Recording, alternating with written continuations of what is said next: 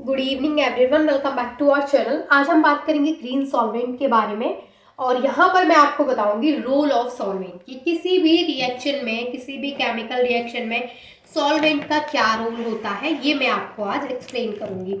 उससे भी पहले मैं आपको एक चीज़ बता देती हूँ कि जो सॉल्वेंट होते हैं वो रिएक्शन के लिए रिक्वायर होते हैं। ये बात सही है, most of the chemical reactions require solvent to proceed, but कुछ रिएक्शंस ऐसी भी होती हैं जो विदाउट सॉल्वेंट भी होती हैं, विदाउट सॉल्वेंट भी प्रोसीड करती हैं।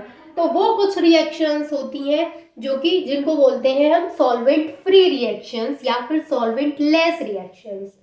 और जो रिएक्शंस जिनमें सॉल्वेंट की रिक्वायर होती है उनको हम पढ़ेंगे रिएक्शन यूजिंग ग्रीनर सॉल्वेंट्स के नाम से।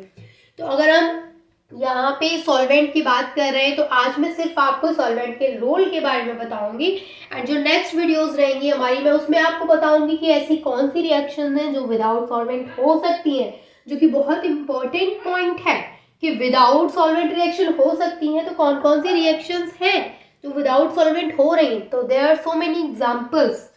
ठीक है, फिर मैं आपको बताऊंगी ऐसी कौन कौन सी रिएक्शन है जो सॉल्वेंट के साथ हो रही है, फिर उनके एग्जांपल्स को हम स्टडी करेंगे। ओके, तो चलिए स्टार्ट करते हैं रोल ऑफ सॉल्वेंट। अब आपको पता है कि सॉल्वेंट क्या होता है। देखिए, सॉल्वेंट अगर माइंड में आया है तो उससे आपको एक चीज़ और याद आई होगी जो कि हमने 12th लेवल पे पढ़ी थी, सॉल्यूशन।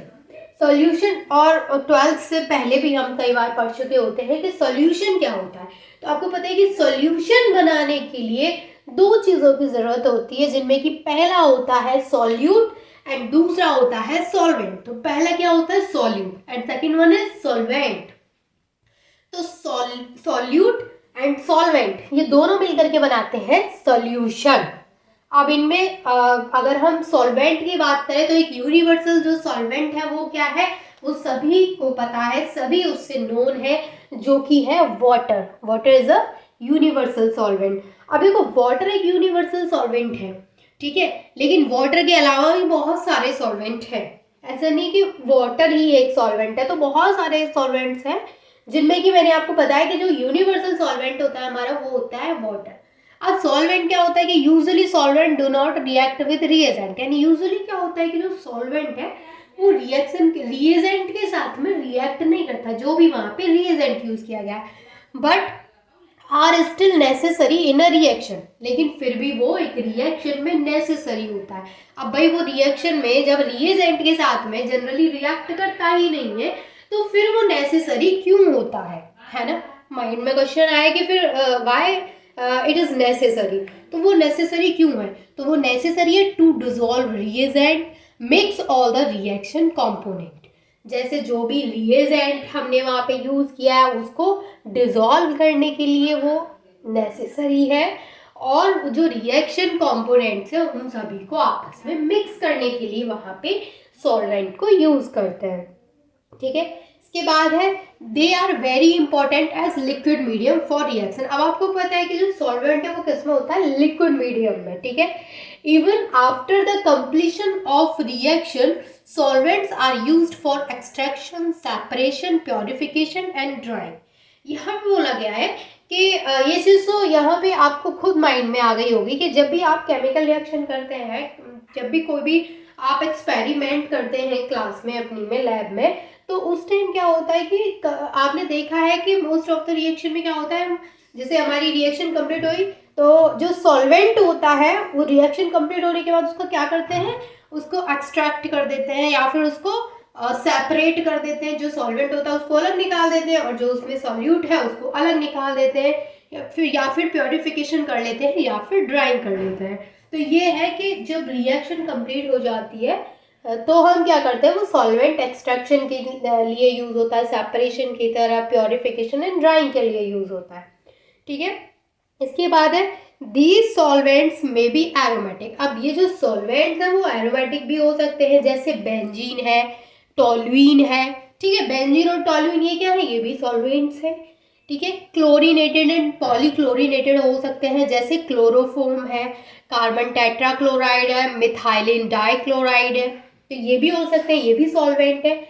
एंड अदर सॉल्वेंट, इसके अलावा कुछ और सॉल्वेंट हो सकते हैं सच एज DMSO। DMSO की फुल फॉर्म क्या होती है? Di methyl sulphoxide. यहाँ पे आप इसकी जो फुल फॉर्म है उसको प्लीज नोट कर लीजिएगा, डाई मिथाइल सल्फोक्साइड। अगर याद कर सकते हैं तो बहुत अच्छी बात है, नोट करने की जरूरत नहीं है। ठीक है, तो जो DMSO है वो भी क्या है? एक सॉल्वेंट है, डाई मिथाइल सल्फोक्साइड सॉल्वेंट की तरह वर्क करता है। DMF भी क्या है? सॉल्वेंट, जो कि जिसकी फुल फॉर्म क्या होती है? Dimethyl formamide. ये भी किसकी तरह वर्क करता है? As a solvent. तो DMF DMSO दोनों की फुल फॉर्म आपको याद हो गई, di methyl sulphoxide that is DMSO, और DMF को क्या बोलेंगे हम? Di methyl formamide. इसके अलावा क्या है? Di ethyl ether and acetone. इसके अलावा भी हैं बहुत सारे, ठीक है, तो आप लगा लेंगे आगे एक्सेट्रा। तो बहुत सारे सॉल्वेंट्स हैं जिनको आप स्टडी करेंगे, और ये मैंने सिर्फ आपको बताया है कि एक जो सॉल्वेंट है वो क्या रोल प्ले करता है किसी भी केमिकल रिएक्शन के अंदर। ठीक है, अब देखिए रोल ऑफ सॉल्वेंट हमारा जैसे ही खत्म होगा हम पढ़ेंगे सॉल्वेंट फ्री रिएक्शन, यानी ऐसे रिएक्शंस को पढ़ेंगे जिनमें सॉल्वेंट ही नहीं है। तो अभी तो हमने बात की कि सॉल्वेंट का रोल क्या होता है। अभी जो हम नेक्स्ट पार्ट इसका देखेंगे उसमें हम बात करेंगे कि सॉल्वेंट के बिना भी रिएक्शंस हो सकती हैं। There are so many reactions जो कि सॉल्वेंट के बिना हो सकती हैं, और ज़्यादातर जो रिएक्शंस होती हैं उनमें रिक्वायरमेंट होती है सॉल्वेंट की। ओके, तो I hope this is clear to all of you, and thank you so much for watching this video. अगर कोई भी डाउट है तो वो आप मुझसे पूछ सकते हैं। I am here to solve your all doubts, and thank you so much for watching this video.